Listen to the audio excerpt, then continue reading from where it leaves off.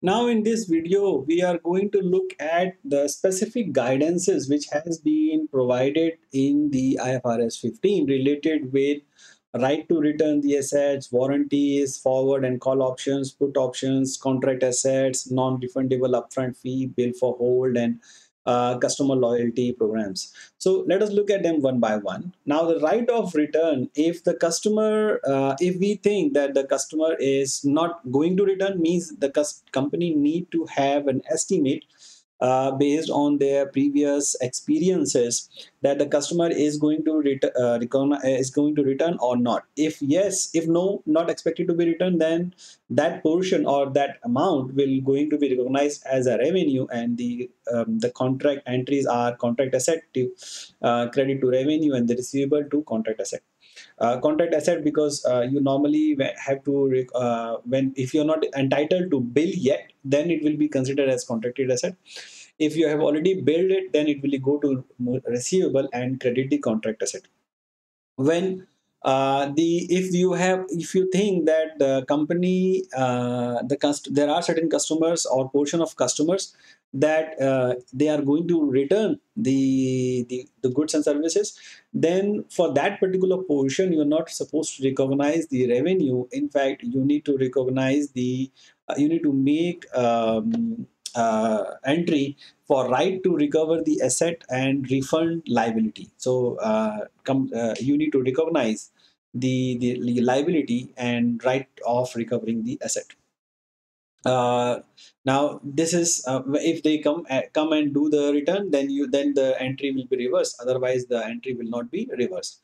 So this is going to be continuous. Then the other thing is the warranty and decision tree. So the if let's say the company is giving a warranty, let's say 2-year warranty or 3-year warranty on any goods and services, then how you are going to recognize the revenue and the cost related with it. So the first thing is to assess the nature of warranty. Does the warranty has an option to purchase warranty separately? Does the customer has or is it bundled together? So if the customer is they have a separate when the company is selling the warranty as a separate performance obligation, then it will be considered as a separate performance obligation, and you will recognize the revenue separately and costs related to serving the warranty separately as well. But if it's not, then it's a part of the same goods and services.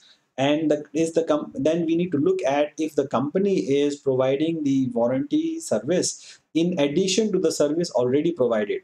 If yes, then again it's a separate performance obligation. If no, then we just have to no need to break down the performance obligation, and we just need to make a provision under IAS 37, which is on the warranty. So how you're going to make the provision?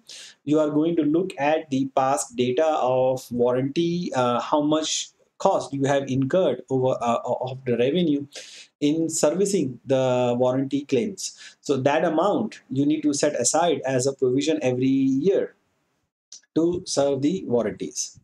If the warranty is required by law, then it is not a separate performance obligation. Normally, the lengthier period are more likely that it's a separate performance obligation, and the task required to provide assistance complies if the task required to provide assurance that the product complies agreed specification is not a separate performance obligation again. So these are the guidance which is given in IFRS 15 for related with the warranties.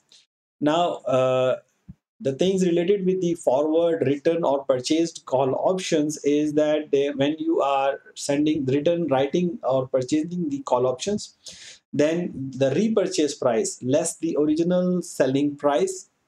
If the repurchase price is lower than the original selling price, then you need to account for it as a lease, because basically what you are doing is financing, right? Because it's called a lease. If it's not a sale and lease back, then if it's sale as lease back, then IFRS 9 will be used.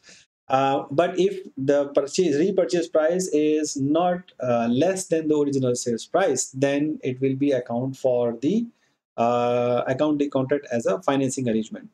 If we are comparing the repurchase price We need to also look at the time value of money. If the contract is financing arrangement, the entity will continue to recognize the asset and will also recognize the financing liability. If the option lapses unexercised, the entity will de-recognize the liability and will recognize the revenue. So it depends on when the customer is coming back and saying, okay, we want to sell it back to you at a higher price or at a lower price.